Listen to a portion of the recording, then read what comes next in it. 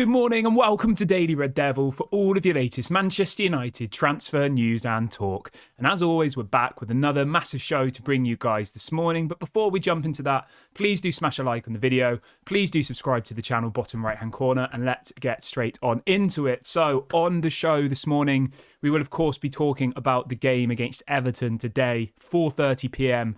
UK time kickoff at Goodison Park. We'll be obviously giving you a bit of a match preview for that one.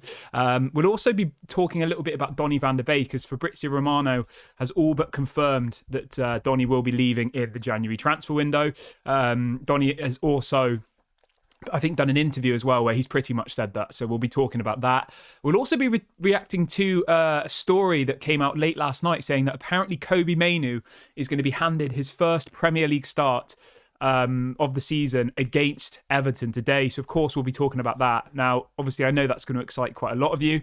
Lots of other bits to get into as well on the show this morning. Please, as always, make sure to smash a like. Make sure to get involved in the comment section. Make sure to get involved in the live chat. Let me know your thoughts on everything we discuss on today's show. Just before we get into the show as well, I want to wish a happy birthday to Aaron Wan-Bissaka. It's his birthday today. So yeah, big ups to Aaron Wan-Bissaka. Hopefully we see him in action today. He is 26 years of age today. I mean, when you think that Aaron Wan-Bissaka, right, is only 26, like, we've got such a good player there. 26. He's still young. Like, I know he's not like he's 18, 19, but he's in his mid-20s. He's probably got another 5 or 6 years at the top level before you'd need to potentially look at replacing him. So big ups to Aaron Wan-Bissaka, 26 years of age today. Make sure you smash a like and get involved in the comment section. Wish him a happy birthday. Yeah, okay, cool. Let's jump into the show then today. Let's start off with this Kobbie Mainoo story then. Now, at the moment, this story has been reported by, I would say, a couple of smaller journalists. I'm not going to make out it's anything more than that at this point, but there are 2 or 3 different journalists this morning saying that apparently Kobbie Mainoo is set to be handed his first Premier League start of the season against Everton today. Now, you know what? I would give him a try. Why not? You know, Donny van der Beek's clearly not going to play. Mason Mount's injured. Casemiro's injured. Other than that, Eriksen's injured as well. So if you look at our midfield, right? Look at our midfield options. Casemiro starts, he's injured. Eriksen's been starting recently, he's injured. Mason Mount, our new £60 million signing, is injured. Donny van der Beek doesn't play. The only options you're then left with are Amrabat, Bruno Fernandes, Kobbie Mainoo, and Scott McTominay. You've got those 4 options. That's it. And if we play a 4-3-3, a 4-2-3-1, which we usually do, it would be Bruno as the centre attacking midfielder. I assume it would be Amrabat or Kobbie Mainoo as the CDM, and then it would either be Scott McTominay or... I mean, if it was me, right, I would go a little bit more defensive for this game personally. I would probably go with Kobbie Mainoo and Amrabat as the 2 CDMs, number 6s, whatever you want to call it. I would then put Bruno a little bit further up the pitch. But what I think might happen today, I have a feeling that Bruno might play out on the right, and potentially then you might see Scott McTominay in that cam position. I just have a feeling. I don't know why. I mean, he's been playing well, to be fair. He's been getting goals. We know that Scott McTominay further up the pitch, when he gets into the box, he does contribute. So I don't like Bruno Fernandes on the wing whatsoever. I would much rather see Rashford on the right, Garnacho on the left, Bruno as the cam, Kobbie Mainoo and Amrabat as the kind of 2 CDMs. But at the same time, if it was Kobbie Mainoo and Scott McTominay as the 2 CDMs, I wouldn't have a massive issue with it, because like, Everton don't pose a massive threat, really. When you actually look at their team. I know I'll probably say that and then we'll lose 8-0 or something ridiculous, won't we? Obviously, we're not gonna, but it's usually when you say something like this and you jinx it and you say Everton don't pose much threat, and then you go into the match and we get embarrassed. But I think when you actually look at their team, I think Dominic Calvert-Lewin is back from injury. Obviously, he's probably their most dangerous player, if you like. But other than that, I don't know. I'm just having a look. So they did win their last Premier League game, though, to be fair. Obviously, they've got Jordan Pickford, Ashley Young, Tarkowski, Branthwaite. He's a quality centre-back, to be fair. Midfield. I mean, their midfield is strong, to be fair. They've got Amadou Onana and James Garner. Jack Harrison, who's not bad at all. Dwight O'Neill, and then, Dominic Calvert-Lewin as the striker. It's a relatively strong team, you know. And injuries-wise, Everton don't really have any injuries. The only one they have at the moment, as far as I'm aware, is Dele Alli. So it's not going to be an easy match. I'll say that. And that's why I think maybe we should completely pack out that midfield. And maybe you do put, Kobe Mainoo and Amrabat as the two kind of more defensive midfielders, because I think both of them together would be really, really strong. And I think maybe then you put Scott McTominay a bit further up the pitch. There is as well always the potential that Højlund might not be able to start. I think this game is going to be a bit of a strange one. I would not be surprised at all if McTominay's playing in an advanced position. If Højlund isn't available to start, I genuinely would rather have Scott McTominay start as the striker versus Anthony Martial. Now, I'm not even trying to be funny here. Scott McTominay scored, 3 or 4 goals in the Premier League this season. He's good in the box. I definitely think if Højlund's not available, stick him up front. The other alternative is obviously that you have Rashford as the striker, and then you have Garnacho and Anthony. He does have options in those further positions. I think it's more of the midfield that's the issue here. Let's have a look at what people are saying in the chat this morning. Brian says, we need to be up for it today from start to finish. Yes, I agree. Paul's wishing Aaron Wan-Bissaka happy birthday. Josh says, what about Hannibal Mejbri? Yeah, Hannibal Mejbri is an option as well. The thing is, right, in this game, I think it is going to need to be determination, grit, hard work, hunger. And I think that, if you bring in people like Kobe Mainoo, you bring in people like Hannibal, I think you do get that. Florian says, why did we sell James Garner? I don't really know, to be honest. I don't really rate James Garner that much. I don't think he's really set the world alight at Everton. I think he's an okay player, but I don't think he would have ever started week after week for Manchester United, for me personally. And at the end of the day, he came through the youth academy. We knew that if we sold him, it would help with our financial fair play. So I imagine that's why they did it. Josh says, what about Anthony Martial? Martial's available, mate. I don't know. I mean, if Martial starts, obviously he'll have my full support. But I just hope today it's a bit more of an experimental lineup. Obviously, Erik ten Hag will not be on the sidelines as well today, guys, if anybody's forgot that. Erik ten Hag received a yellow card against Luton.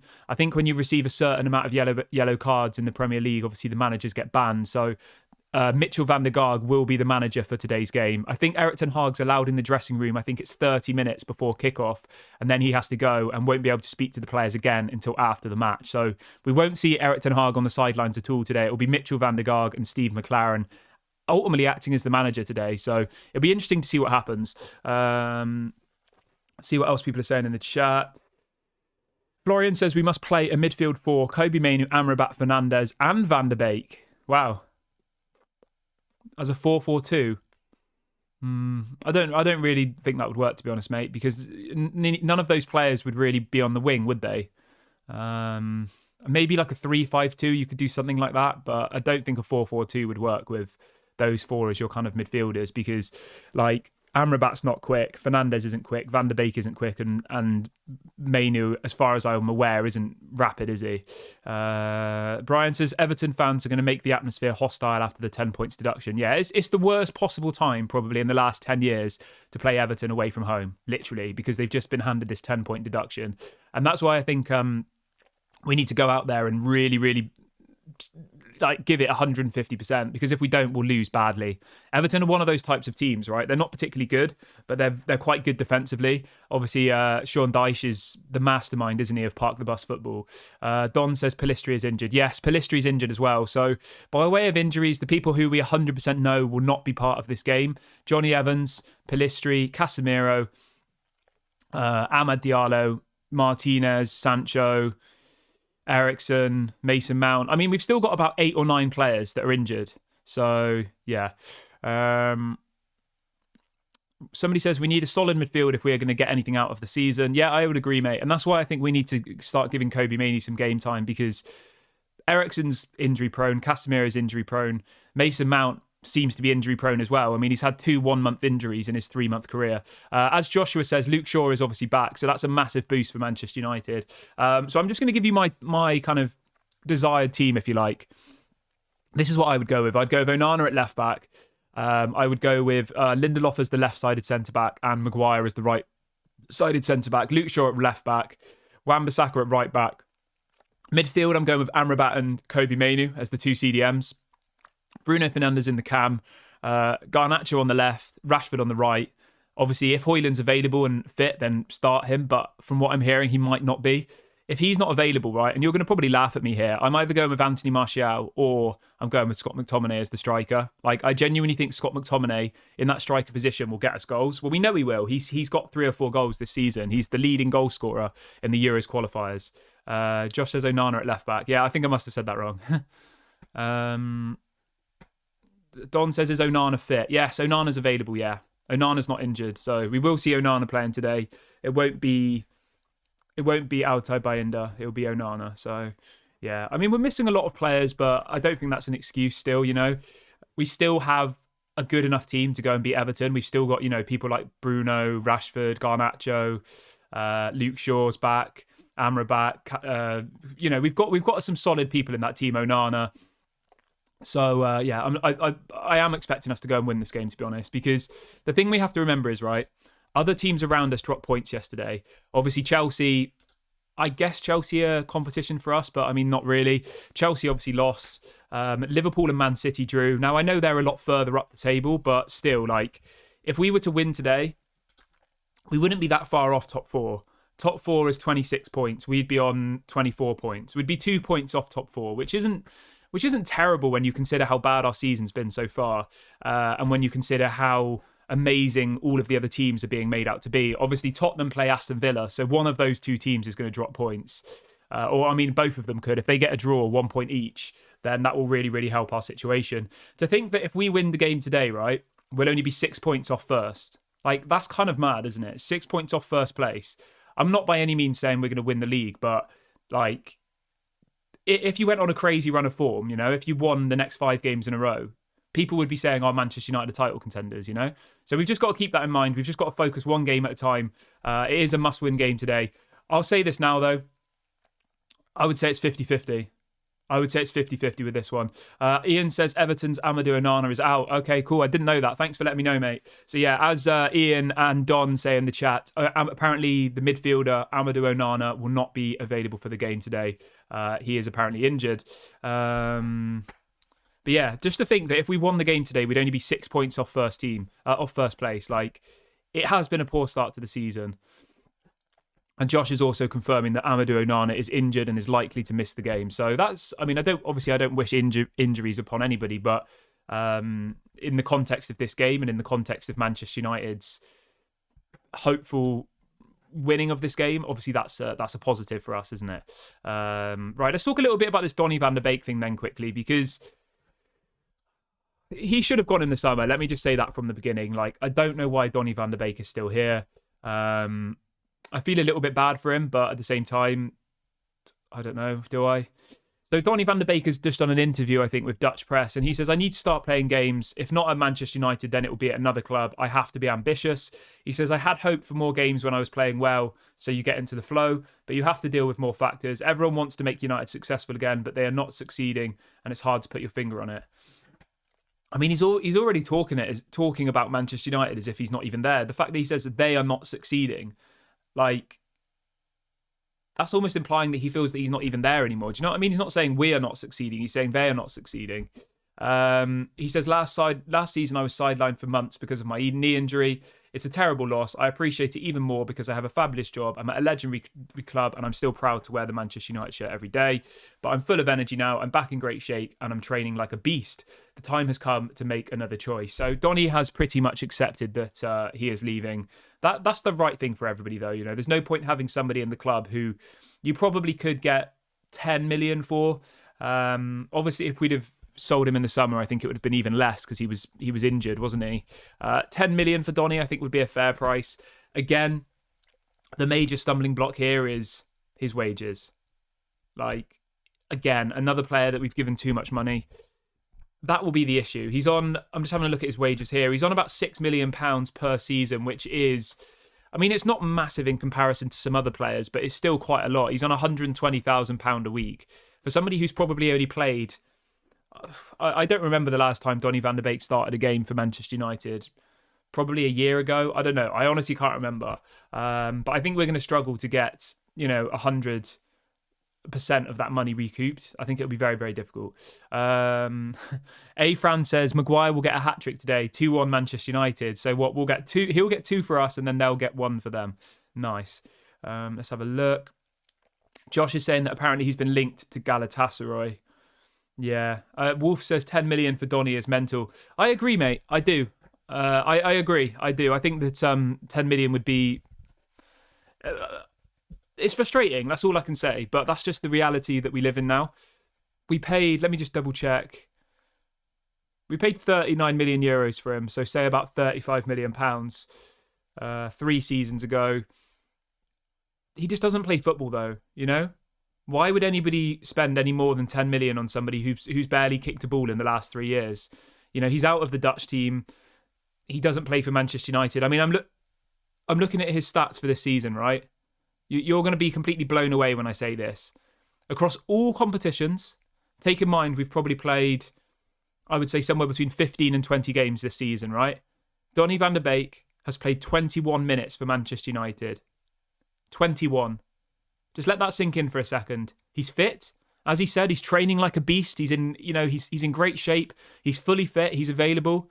He's got the same manager who at Ajax turned him into this great player. Remember, obviously, we bought Donny van der Beek when Erik ten Hag was the manager at Ajax. So he was part of the Erik ten Hag project at Ajax. Erik ten Hag joins the club, and he's only given him 21 minutes of game time this season across a whole season. But that just sums it up for me. He knows that he's got to go. But obviously it doesn't help our bargaining power if somebody's only played 21 minutes across all of the season. Let's have a look what else people are saying. Fred says at 10 million, someone is going to get a bargain. Yeah, of course. The problem is, right, if Manchester United played him for 10 games in a row and he picked up some form, we could probably get 20, 30 million for him. But it's not going to happen, is it? Manchester United won't play... Erik ten Hag doesn't seem to want to play him. People in the chat are talking about Pellistri. Yes, as Josh says, Pellistri got injured in the international break, so there'll be no Pellistri today, which is a shame, I think, because I think this would have been a good game for Pellistri. I think his ability to take on players and stretch the game in the kind of last 10, 20 minutes is really, really important for Manchester United. So it's a big miss.